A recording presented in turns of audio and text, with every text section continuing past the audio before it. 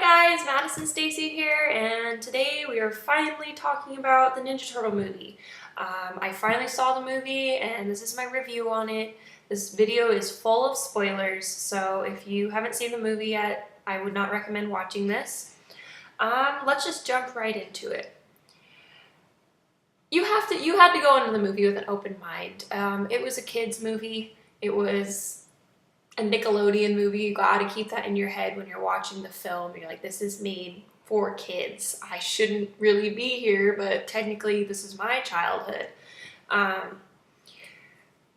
think, we're gonna start with the origin story. I went in, I knew it was gonna be different. I was expecting it to be not what I grew up with. So I kept an open mind, but the origin story was so simple and predictable. Like, I was expecting just maybe a little bit more something, but the turtles were lab experiments.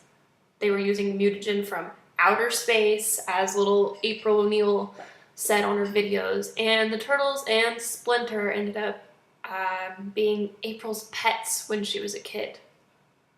Okay, so April saves them, lets them out into the sewers, and they grow into whatever. I mean, it's okay, I guess. They mentioned that the mutagen was from another planet, so that's probably what the sequel is going to be about, because that just got confirmed yesterday that there are going to be 2 more movies. I mean, it wasn't bad. The origin story wasn't terrible. I was expecting it. It was just a little too simple for me, but I'm not really going to complain about it, because I knew what I was getting myself into when I walked into the theater. So yeah. Alright, let's talk about human characters. Where do I begin? Because really there were no point for any of these characters. I get that they were in the original movies, they were in the original show, they were in the original comics. I get it. They didn't deliver for me. None of them. When I was on screen and it was just the human leads, I was like, boring, sleeping, let's get on with the movie. Okay, April O'Neil. She wasn't April O'Neil. It was Megan Fox. That's all I saw. I watched the entire movie and I was like, I'm just trying to picture April O'Neil, but it wasn't. It was Megan Fox talking to the news. It was Megan Fox talking to Shredder. I just couldn't do it. I couldn't get past it. It was Megan Fox. And I'll give her props. She wasn't terrible, but she still shouldn't have led this movie. This was a movie that followed her around to introduce the turtles, and it should have just been about the turtles. Vernon, Will Arnett, he was Will Arnett. He was funny, he had his little quirks here and there, but there was really no point for him to be there besides being a lead male role. So he was just constantly trying to get in April's pants like, everybody else. So that kind of got old real fast. Eric Sachs, wasn't he supposed to be Shredder? Like, I don't know. I went in and I was like, I saw the trailer, maybe it's a Rokosaki, maybe it's not this guy, and then I watched it and I'm like, why are you even in this movie? Like, what is the point to your character? But whatever, it was probably a reshoot or something they did last minute because the fans were pissed. Cry. When I heard she was in this, I was actually pretty stoked. I was like, yeah, sweet, lead female kicking ass role. But she was just there. She shot at the turtle, she didn't fight. There was no tension between her and Leo, which I shouldn't have expected something that great because it was a Nickelodeon movie. But like in the original, Cry and Leo always had tension. And I was like, oh, that'd be kind of cool to see on screen. Like, I don't know. But nope, none of that. She's just standing there. She kind of doesn't do anything. She has a cute little hairdo going on and shoots some guns. And Raphael smashes her. Sounds so bad. Smashes the Hummer that she's in, and then there's no more Cry in the movie. And I'm like, all right, whoop-de-doo-dah, there was no point for you either. Shredder. You had to have Shredder in the movie. He was cool when he was fighting. The voice worked, I guess. The guy who played him was cool. You didn't really get to see his face. You can kind of see the scarring along his face, and his backstory was slightly mentioned, but you don't really. You've had to like follow the shows and stuff to be like, oh, okay, I know who Shredder is. Shredder's this. I don't need it explained. But newcomers, like, they should have explained Shredder a little bit more, I think. But we got what we got. So one amazing thing about this movie is that the turtles were perfect. Each one, their personalities, their movement, their fighting, everything about them was perfect. They weren't on screen as much as I wanted them to be, which kind of bothered me. I was like, this is a Ninja Turtle movie. How come there's not more Ninja Turtles? And I get it's like the first Transformers. You're like, I want Transformers, more Optimus Prime. But they're not in it as much as the human character is because they have to lead the story up. But in the sequel of Transformers, it's all Transformers. So I'm hoping that's what the sequel for Ninja Turtles will be. It'll be focusing way more on the guys than the human characters. Leo. Leo was perfect. He was the peaceful, like keeping everybody centered guy. I liked it. I liked that they didn't have him as this version as having a stick up his butt the whole time. Like he wasn't as stubborn and rude as he normally is. Like in the shows and in the comics, he's more like, I'm the leader, like listen to me, blah, blah, blah. He was definitely more approachable for that. Like, he puts his arm around April, like, all happy to see her and stuff. And I'm like, that's cute. I like seeing that side of Leo. Johnny Knoxville actually did a really good job as his voice. There was one part where I just was like, oh, that was a little too Knoxville-y. When they first find April and she has the camera and Raph took her phone, was like, nee, I'm going to break your phone. And he does this awesome flip and lands and he yells, back off, Raph. That was cool. And then he goes, hi, ma'am, hello, I'm sorry, my call. And it was just so Knoxville. Like, I was like, oh, that was a little too, I just was expecting him to, do the intro to Jackass all of a sudden. But as the movie went on and he talked and they did the voices for them, I really, really, really started to like Knoxville's voice as Leo. Donnie was perfect. He didn't really talk much. He kind of was just there, which is kind of what Donnie does anyways, because whenever he does talk, it's kind of awkward because he's just kind of socially weird. They did a good job of portraying that. The one thing that he finally has an outburst was at the end when he saves the city from the dispersal, which you'll see in the movie. I'm not going to ruin everything.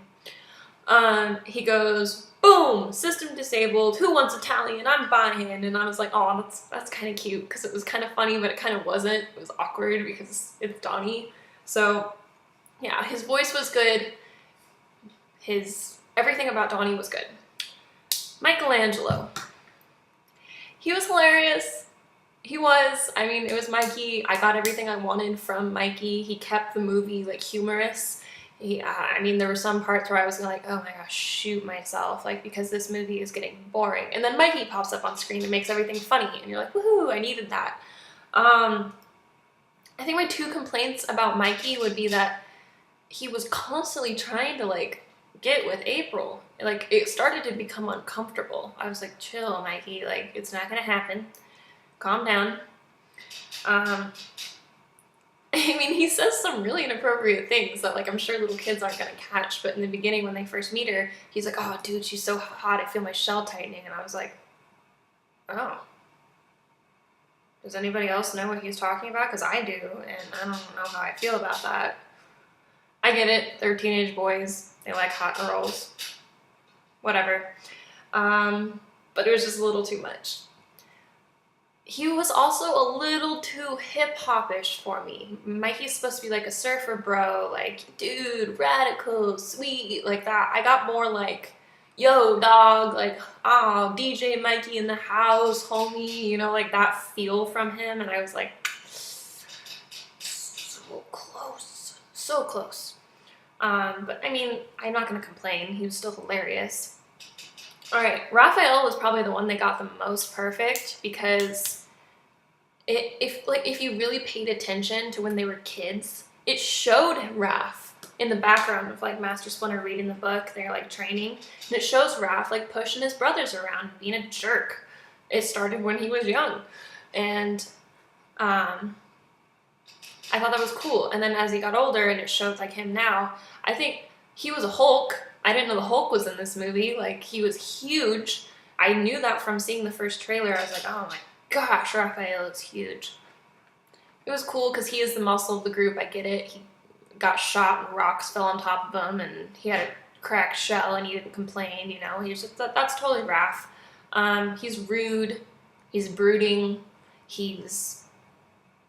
But, like, he's also cool to his brothers, you know? Like, it was sweet. At the very end, they thought they were going to die. So Raph gives this speech about how much he just loves his brothers and how scared he was to even be beside them because he didn't feel like he was worthy. And I was like, aw, that was such a cute little Raph moment. Like, I really like that because that is Raph. He gets really angry and then he's like, I'm actually just a big softie. So I think they did a really good job about that. The voice, his actor was great. No complaints really about Raph at all, besides the fact that maybe why did he have a toothpick in his mouth the entire movie? Like, every single scene he had a toothpick in his mouth. I'm like, where the, like, how did that not, and his glasses, I'm like, how did those two things stay where they were? You were fighting things, you got shot at, you fell from a freaking skyscraper. How did you still have a toothpick in your mouth? Whatever. Overall, I'm a diehard Turtle fan. I'm gonna give it a 6.5 out of 10. It's a kid's movie. I'm not gonna, it wasn't bad. It wasn't terrible. I was going in expecting shit, so I got something better. But it wasn't bad. It wasn't great. I mean, I saw it 3 times, judge away, but I had to. There's little details throughout that I missed and got. It's funny for adults. There's things that adults will laugh at. There's things that kids will laugh at. I thought it was kind of stupid that they had subtitles. I'm like, there's like 5-year-olds in this movie. They can't read this crap, but whatever. I'm really hoping for the next movies that it's way more focused on the turtles, because when the turtles were on screen, it was great. I was happy. I was like, this is great. This is what I came to see. So cool. But there wasn't enough of them. They were like this, I don't know. I can't like put my finger on exactly how to describe it, but it's like they weren't the main characters. I'm like, I'm sorry. Isn't this movie titled Teenage Mutant Ninja Turtles? Why are there not more turtles? So I'm hoping the next movie will focus more on the guys instead of freaking April O'Neil, haha, see? Instead of April in all of them. So 6.5 out of 10. I mean, it's worth seeing if you grew up watching Ninja Turtles. It's cool to see them back on the big screen. They do little references to the old movies, which I thought was kind of cute. Like, Vern says, oh, Heroes in a Half Shell. And Megan Fox is like, okay, April, huh? And she's like, what? You're stupid. Like, that's so stupid. And it's kind of cute because it's the corniness. And then when they're little and they're slicing up pizza, one falls on Master Splinter's head, and I'm like, ah ha ha, the diehards will know that that's from the original movie. And Leo's like, oops, and like takes it off of him. I'm like, that was so cute because that wasn't the original. So it's like little stuff like that, like diehard fans will appreciate. You're not going to appreciate the origin story change. You're not going to appreciate that the turtles were not on screen as much as you wanted to. The fighting was really cool. The CGI was great. It was everything. Michael Bay had his hands all over this movie, though. The slow motion stuff, the sound effects. It was very Transformers. I don't know. But overall, I'm not going to complain. We all expected something terrible, and it wasn't completely terrible, so cool. I'm not going to have my hopes up for the next movie. All I'm hoping is Michael Bay, whoever, I know he's been confirmed to produce again. I'm like, just please have more turtles. That's all we want. Like, you already like, kind of ruined our childhood, but please just give us more turtles. That's all I want. So, I want to hear, what did you guys think about it? I want to hear what you had to say. I want to hear how you thought the turtles did. What were your, everybody hated Megan Fox, but like, do you have anything else you want to say about her? I like to hear that stuff. I was thinking about doing a review on Guardians of the Galaxy, but I don't really think I need to because it was just so awesome that I wouldn't have anything to complain about. Also, I think that was my big mistake with Ninja Turtles. I went and saw Guardians of the Galaxy first should have waited until after Ninja Turtles because that movie was so perfect that I was like, I needed to like lower my standards by like 10 notches when I went and saw the Nickelodeon movie. But alright guys, finally I can shut up about Ninja Turtles, but I do want to hear about what you guys had to say about it. So thanks for watching. Have a great day.